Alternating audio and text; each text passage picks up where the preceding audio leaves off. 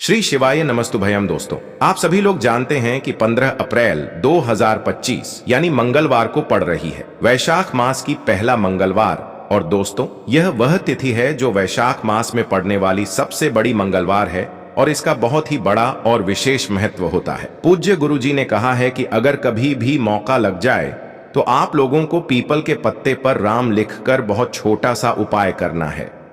इन दोनों का संयोग बहुत ही कम आता है। इसी के साथ में गुरुजी ने अपनी शिव पुराण कथा में बताया है कि इस दिन आपको एक पीपल के पत्ते पर राम वाला उपाय तो आपको अवश्य ही करना चाहिए, क्योंकि ऐसा दिन पूरे साल में सिर्फ एक ही बार आता है।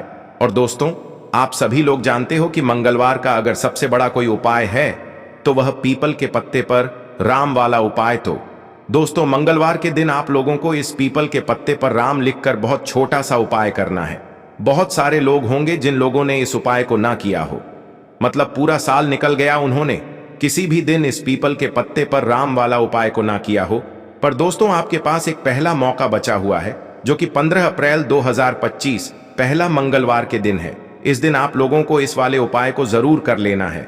भले ही आपने पूरे महीने भर इस उपाय को ना किया हो, पर अगर आपने इस वैशाख महीने के पहला मंगलवार के दिन अगर इस वाले उपाय को कर लिया तो आपको इस उपाय को करने का वह फल मिलेगा जिसकी आपने कभी कल्पना भी नहीं करी होगी।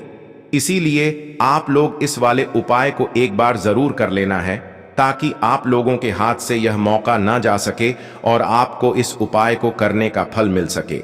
दोस्तों, यह उपाय पंडित जी ने अपनी अभी की ही श्री शिव महापुराण की कथा में बताया है। जी, इस उपाय को आज हम आपको बहुत अच्छे से समझाने वाले हैं। इस वीडियो को देखने के बाद इस उपाय को समझने के लिए आपको कोई और वीडियो को देखने की जरूरत नहीं पड़ेगी। तो चलिए दोस्तों, उपाय को शुरू करते हैं।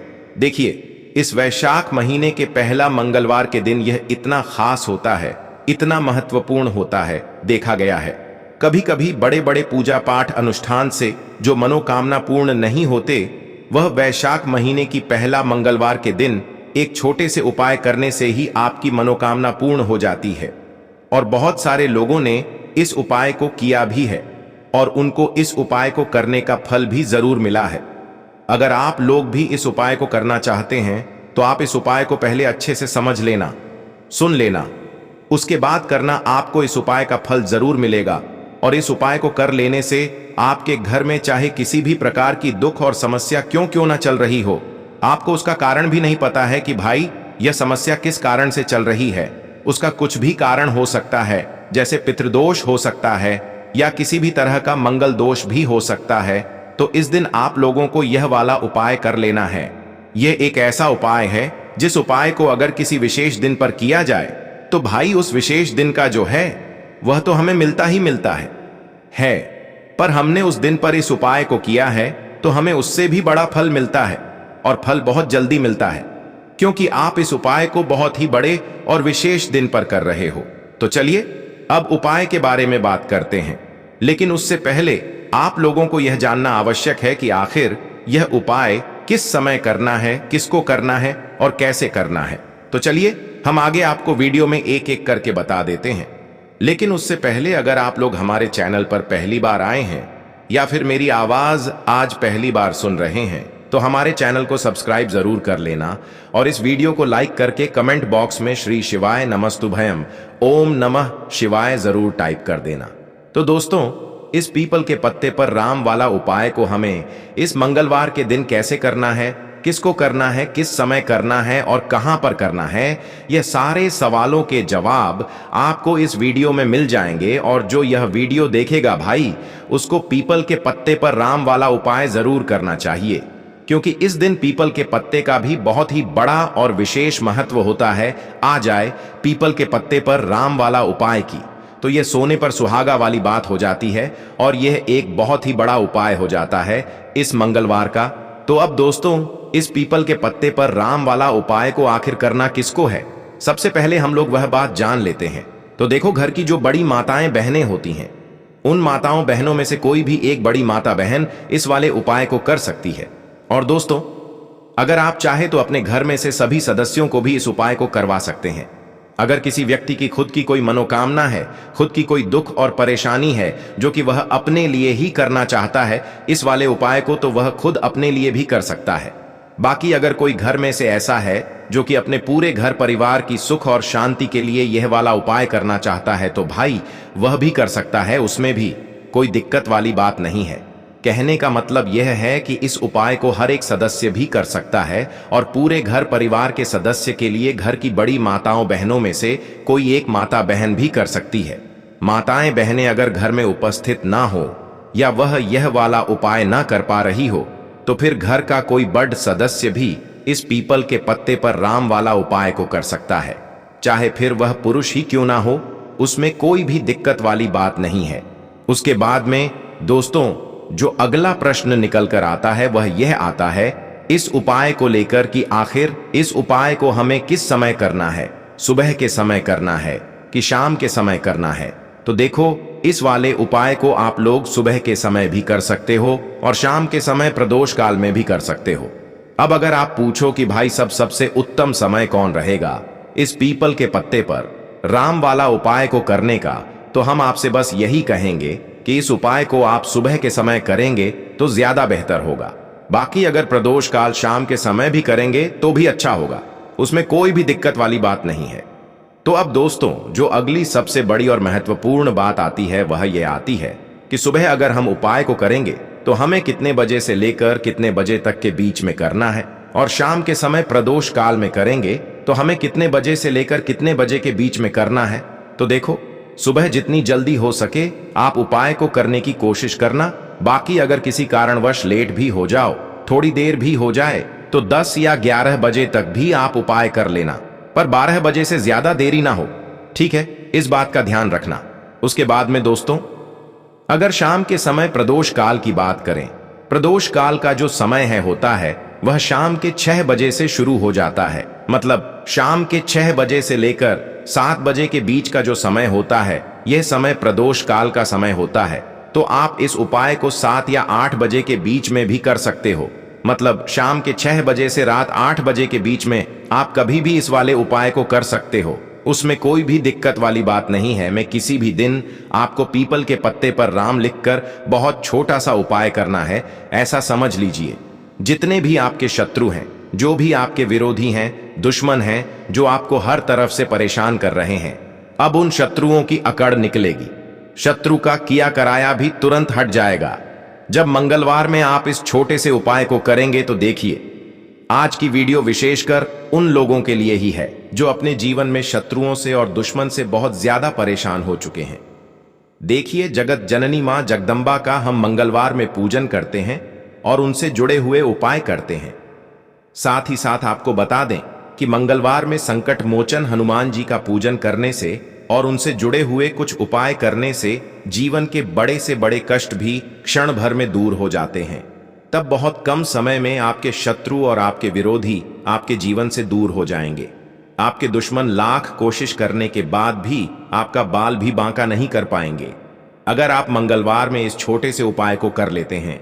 अब देखिए, आज का जो समय है यह कलयुग का समय है और कलयुग के एकमात्र देवता जो अपने भक्तों के जीवन से सारे कष्टों को दूर कर देते हैं वह स्वयं है संकट मोचन हनुमान जी। और संकट मोचन हनुमान जी का पूजन अगर आप मंगलवार में करते हैं और उनसे जुड़ा हुआ यह छोटा सा उपाय अगर आप मंगलवार में किसी भी दिन कर लेते हैं, तो ऐसा समझ लीजिए आपके जो शत्रु हैं, आपके जो विरोधी, आपके जो दुश्मन हैं, ये किसी भी तरह से आपको परेशान करने का प्रयास कर लें, आपका बाल भी बांका नहीं कर पाएंगे। दूसरी चीज, अगर आपके शत्रु ने आपके ऊपर कोई भी तंत्र मंत्र करवा रखा है, कोई भी जादू टोना, कोई भी ब्लैक मैजिक आपके ऊपर करवा दिया है या करवाने का प्रयास कर रहे हैं, ऐसा समझ लीजिए वह किया कराया आप तक पहुंचेगा ही नहीं। और अगर आप तक पहुंच गया है, कोई भी ब्लैक मैजिक तुरंत हट जाएगा जब आप इस छोटे से उपाय को मंगलवार में करेंगे। देखिए, उपाय छोटा है लेकिन बहुत महादिव्य चमत्कारी है। मतलब उपाय को करने में ना तो आपका ज्यादा समय जाएगा, ना ही इसमें आपके ज्यादा पैसे लगने वाले हैं। और ऐसा समझ लीजिए कि एक बार ही अगर आपने इस उपाय को मंगलवार में कर लिया तो इसका महादिव्य चमत्कार आप खुद देख लेंगे तो मंगलवार के जो 9 दिन होते हैं यह बहुत ही सिद्ध दिन होते हैं। मतलब मंगलवार के दिनों में 9 माता रानी हमारे घरों में आती हैं, अपने भक्तों के जीवन से कष्टों को दूर करती हैं। साथ ही साथ आपको बता दें कि मंगलवार के टाइम पर जब भी आप संकट मोचन हनुमान जी के उपाय करते हैं तो मां दुर्गा की आपको असीम और विशेष कृपा मिलती है। मां दुर्गा आपसे बहुत जल्दी प्रसन्न होती हैं और आपके सारे संकटों को वह दूर कर देती है। तो पीपल के पत्ते में और पीपल के पेड़ में होता है। देवी देवताओं का वास पीपल के पेड़ में। श्री हरि विष्णु साक्षात मां लक्ष्मी वास करती हैं। पीपल के देव में हमारे पितरों का वास होता है। पीपल का जो पेड़ होता है इसका पूजन करने से शनिदेव की कृपा, उनका आशीर्वाद मिलता है। और पीपल का पत्ता जो है इसका उपाय मंगलवार में करने से व्यक्ति के जीवन से बड़े संकट और कष्ट दूर हो जाते हैं, जिसमें कि शत्रु और आपके दुश्मन जो हैं यह पूरी तरह परास्त हो जाएंगे, चारों खाने चित्त हो जाएंगे और कभी भी आपका कुछ नहीं बिगाड़ पाएंगे। अगर यह उपाय आप करते हैं तो देखिए यह उपाय स्त्रियां भी कर सकती हैं, पुरुष भी कर सकते हैं। किसी भी दिन आप इस उपाय को कर सकते हैं, ठीक है ना। इसमें दिन आपको नहीं देखना है कि किस दिन करें, जिस दिन आप चाह उस दिन इस उपाय को आप कर सकते हैं। तो मंगलवार के दिन आपको पीपल का पत्ता तोड़ना नहीं है, उससे एक दिन पहले ही तोड़कर आप पीपल का पत्ता ले या गिरा हुआ जो पत्ता होता है पीपल का वह आप ले लें, ठीक है ना। बस इस चीज का आपको ध्यान रखना है कि मंगलवार के दिन पीपल के पेड़ से कोई भी पत्ता हम नहीं तोड़ते हैं। इस चीज का आपको विशेष ध्यान रखना है। तो आपको लेना है पीपल का एक पत्ता और शुद्ध जल से उसे साफ कर लेंगे पहले, जिससे कि धूल मिट्टी अगर पीपल के पत्ते पर हो तो वह हट जाए। फिर गंगा जल का थोड़ा सा छिड़काव यानी थोड़ी सी छींटे आपको इस पीपल के पत्ते पर मारनी है और इस पीपल के पत्ते को फिर कपड़े से पोंछकर आपको साफ कर लेना है, बिल्कुल सुखा लेना है। अब आपको लेना है थोड़ा सा सिंदूर, जो केसरिया वाला सिंदूर आता है जो हम संकट मोचन हनुमान जी को चढ़ाते हैं, वह केसरिया सिंदूर आपको लेना है। थोड़ा सा जल डाल के इसे गीला कर लेंगे और इसी सिंदूर से इस पीपल के पत्ते पर आपको भगवान राम का नाम लिखना है। अब किससे लिखेंगे? माचिस की तीली ले सकते हैं, उससे लिख सकते हैं। किसी भी तरह से आपको भगवान राम का नाम इस पीपल के पत्ते पर लिखना है। लिख लिया। एक आपको चमेली के तेल का या सरसों के तेल का दीपक तैयार करना है और एक कोई भी आपको लेनी है। मिठाई में यहां पर आप बूंदी का प्रसाद ले सकते हैं, बेसन का लड्डू ले सकते हैं और अगर आप इमरती ले लेते हैं तो यह और भी उत्तम है। देखिए, इमरती का जो भोग होता है यह संकट मोचन हनुमान जी को बहुत ज्यादा प्रिय है। अब ये सारी चीजें लेकर आपको जाना है संकट मोचन हनुमान जी के मंदिर में। तो देखिए, सबसे पहले आपको संकट मोचन हनुमान जी के सामने यह दीप प्रज्वलित करना है जो आप लेकर के गए हैं। चाहे आपने चमेली के तेल का दीपक तैयार करा है या सरसों के तेल का, सबसे पहले दीपक आप जला देंगे और दीप जलाने के बाद आपको जो पीपल का पत्ता आप लेकर के गए थे वह पत्ता आपको संकट मोचन हनुमान जी को अर्पित करना है, वहां चढ़ाना है। और जो भी भोग में आप लेकर के गए हैं, चाहे आपने बेसन के लड्डू लिए, बूंदी का प्रसाद लिया या फिर इमरती, जो भी कुछ आपने लिया है उसका भोग लगाना है। और संकट मोचन हनुमान जी से आपको प्रार्थना करनी है कि हे जगत का कल्याण करने वाले संकट मोचन हनुमान जी, संकटों को हरने वाले, मेरे जीवन से शत्रु और दुश्मनों को भी दूर कर दीजिए। शत्रु का किया कराया तंत्र मंत्र सब कुछ हट जाए, ऐसी कृपा मुझ पर कीजिए। इस तरह से आपको प्रार्थना करनी है और 108 बार जय श्री राम, जय सीताराम, जय श्री राम, जय सीताराम, जय श्री राम, जय सीताराम, इस तरह से आपको जयकारा लगाना है, क्योंकि भगवान राम का नाम संकट मोचन हनुमान जी को सबसे ज्यादा प्रिय है। तो जयकारा लगा देंगे। और देखिए, अगर एक बार हनुमान चालीसा पढ़ पाए तो आप एक बार हनुमान चालीसा जरूर पढ़ें, ठीक है ना। ज्यादा बार नहीं तो एक बार जरूर पढ़ें। जयकारा तो आपको बिल्कुल से लगाना है। और इस छोटे से उपाय को किसी भी दिन कर लीजिए, सुबह कर लीजिए, शाम को कर लीजिए, और किसी भी दिन, जैसे मंगलवार की तिथि जो होती है ना, ये बहुत बड़ी होती है, आप उस दिन भी इस उपाय को कर सकते हैं। जरूर से करें। शत्रुओं और दुश्मन आपके जो विरोधी हैं ये पूरी तरह चारों खाने चित हो जाएंगे और आपका बाल भी वहां का नहीं कर पाएंगे। तो देखिए, इस उपाय को आप 9 दिन भी कर सकते हैं, 2-3 बार भी कर सकते हैं। अगर आप ज्यादा बार नहीं कर पा रहे हैं तो एक बार आपको इस उपाय को जरूर से करना चाहिए।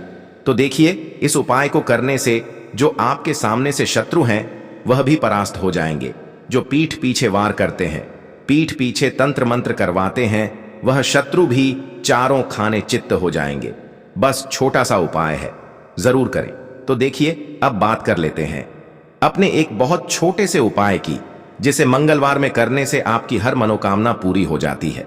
यह उपाय आप अपने घर पर ही कर सकते हैं, कहीं जाने की आवश्यकता नहीं है। कोई भी ऐसी विश जो बहुत लंबे समय से अधूरी है, पूरी नहीं हो रही है, या धन को लेकर आप बहुत परेशान हैं, या घर में संकट कष्ट बहुत आते हैं, बीमारियां बहुत आती हैं, तो एक लाल पुष्प जैसे कि गुलाब का फूल भी लाल होता है, आप जरूर से अपने घर के मंदिर में मां दुर्गा को अर्पित करें और एक देसी घी का दीपक लाल बाती का जलाकर मां का पूजन करें। मंगलवार में अगर लाल रंग से जुड़ा हुआ यह उपाय आप करते हैं, आपकी सारी मनोरथ, सारी मनोकामनाएं मां पूरा कर देंगी, क्योंकि लाल रंग मां दुर्गा को बहुत प्रिय है। लाल पुष्प और लाल रंग की बाती का दीपक आपकी बड़ी से बड़ी मनोकामना को भी पूरा कर देगा। मंगलवार में यह उपाय आप किसी भी दिन कर सकते हैं। दूसरे उपाय की हल्दी वाला जल आपको अपने घर में किस जगह पर डालना है और उपाय को कैसे करना है, और कैसे यह हल्दी वाला जलते वैशाख महीने का मंगलवार दोष व्रत के दिन जब आप अपने घर में डालते हैं, छींट है, उपाय को करते हैं, तो सीधे सीधे मां लक्ष्मी आपसे प्रसन्न होकर आपके घर में आती हैं और श्री हरि विष्णु के साथ आती हैं। स्थिर लक्ष्मी का आपके घर में वास होता है। कहने का मतलब है कि फिर कभी भी मां लक्ष्मी आपके घर को छोड़कर नहीं जाती है। जो लोग कहते हैं कि हमारे घर में धन तो आता है लेकिन चला जाता है, लेकिन फिजूल खर्ची बहुत है। धन तो घर में आता है लेकिन तिजोरी कभी धन से भरी नहीं रहती है, खाली हो जाती है।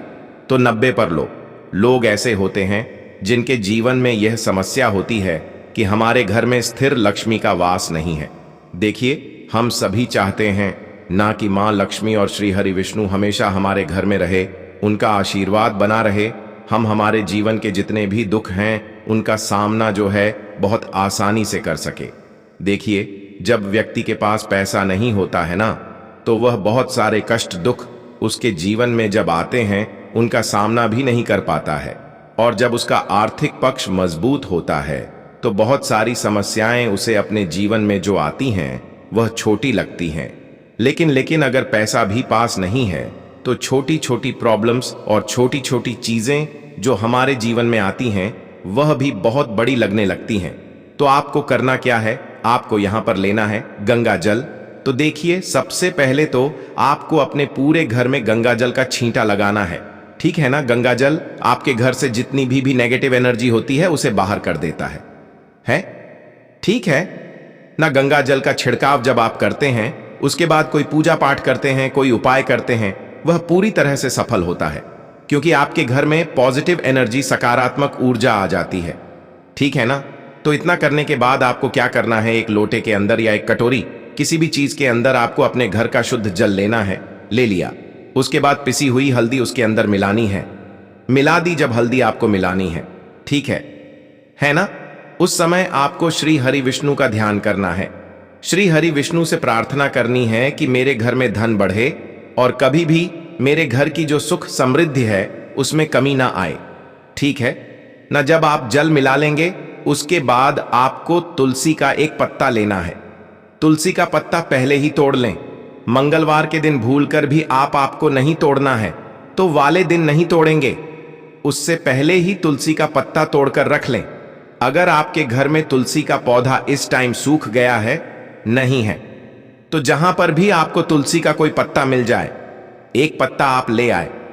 उस तुलसी के पत्ते से आपको अपने पूरे घर में उस हल्दी वाले जल का छींटा लगाना है। सबसे पहले घर के मंदिर में लगाएंगे, ठीक है ना। फिर जितने भी रूम हैं, कमरे हैं, वहां पर लगाएंगे। घर के मुख्य द्वार पर लगाएंगे। इस तरह से जब आप उपाय करते हैं तो आपके घर घर में कभी भी धन की कमी नहीं होती है, धन में वृद्धि होती चली जाती है और धन आपका हमेशा बढ़ता है। देखिए, अगर तुलसी का पत्ता आपको नहीं मिलता है, तब आप किसी भी छोटी सी पूजा वगैरह की जो चम्मच होती है उससे भी छींटा लगा सकते हैं। तो देखिए, जब भी आप अपने घर में मंगलवार के दिन हल्दी के पानी का छींटा लगाते हैं तो इससे श्री हरि विष्णु मां लक्ष्मी के साथ आपके घर में आते हैं और स्थिर रूप से आते हैं। ऐ मतलब कभी भी आपके घर को वह छोड़कर नहीं जाते हैं। तो देखिए, हल्दी जो है यह जुड़ी है श्री हरि विष्णु से। आपकी कुंडली में गुरु को मजबूत करती है, आपके जीवन में सुख और सौभाग्य को खींच कर लाती है, धन को खींच कर लाती है, मां लक्ष्मी को प्रसन्न करती है। जिस तरह से हल्दी खाने का स्वाद बढ़ा देती है, बहुत बड़ी बड़ी बीमारियों को दूर कर देती है, उसी तरह से यह आपके जीवन को भी सुख से भर देती है। अगर के उपाय आप सही तरीके से कर लेते हैं, पूर्ण सच्ची श्रद्धा के साथ, पूर्ण निष्ठा के साथ कर लेते हैं, श्री हरि विष्णु और मां लक्ष्मी पर विश्वास करके कर लेते हैं। कोई भी उपाय जब आप करें तो हमेशा यह सोचकर करें कि मेरा यह उपाय जरूर सफल होगा और मुझे भगवान की कृपा जरूर मिलेगी। आप देखेंगे कि इस तरह से जब आप उपाय करेंगे आपको उसका फल जरूर मिलेगा, आपका उपाय जरूर सफल होगा और जीवन में आप हमेशा आगे बढ़ेंगे। तो 2 उपाय की बात कर ली, अब जल्दी से बात कर लेते हैं। तो दोस्तों, ये थे पूज्य गुरुजी द्वारा बताए गए कुछ बहुत ही खास उपाय। अगर आपको जानकारी अच्छी लगी हो तो वीडियो लाइक करिएगा। मिलते हैं फिर एक नए वीडियो के साथ। श्री शिवाय नमस्तुभयम।